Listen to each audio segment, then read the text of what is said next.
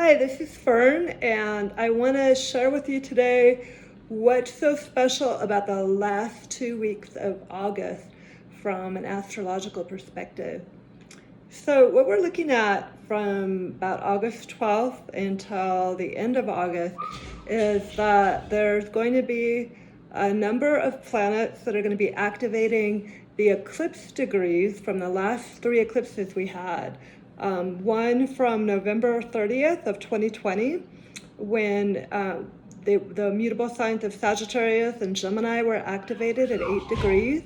And then we had two more eclipses, one in May and one in June, and both of those were also really activating those two signs, Sagittarius and Gemini also. So what we're looking at in August is, even though it's still Leo season, we've got the sun in Leo for another 10 days, we have Mercury, Mars, and Venus are all in Virgo.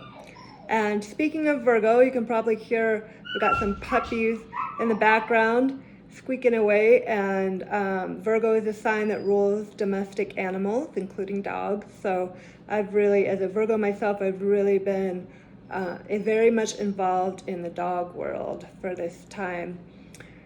So as far as what's up though for this next 2 weeks and why it's important to you, as these planets, especially Mercury and Mars, which are really activating planets, as they go over or return to the degree of around 8 degrees of Virgo, they're going to be reactivating those eclipse degrees.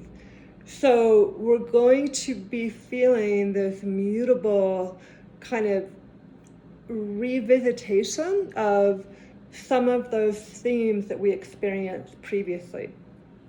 So because though it's in mutable earth rather than mutable air or fire or water, what we're looking at for these last 2 weeks of August is three main opportunities.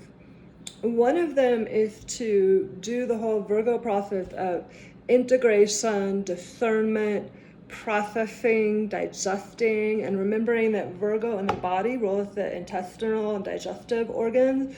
So from a more archetypal, symbological sort of perspective, Virgo is about separating the wheat from the chaff. What is nourishing and what needs to be released and is toxic and needs to be let go of. So that's one main thing to explore. The other area that Virgo rules over is taking all the information that we gathered or learned or were exposed to around our physical bodies during these last eclipses. Remembering Gemini is information gathering and learning, Sagittarius is growth and expansion. So now with the Virgo, we're going to take that and we're going to process it and organize it, and we're going to take a look at how can we use that information to better take care of our health. Virgo ruling health and wellness and the physical body and the physical realm. Finally, we're looking at work and service, and this is something we've been collectively dealing with all the changes in the last year and a half or so around how we provide our work, where we provide it, who we provide it to, and how we serve, and where we serve, and who we serve.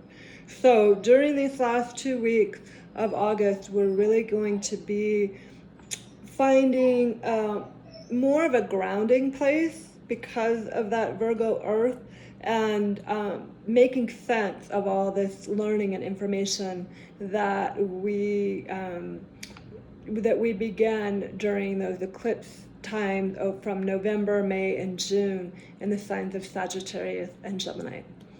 So one other thing I want to let you know is that I'm going to be gradually easing off of social media and really focusing much more on my email list. So if you like my content, I strongly encourage you to sign up for my list. The link's in the bio, and this week's newsletter is going to have a lot more information about this particular time period in the last 2 weeks of August. Thanks for watching.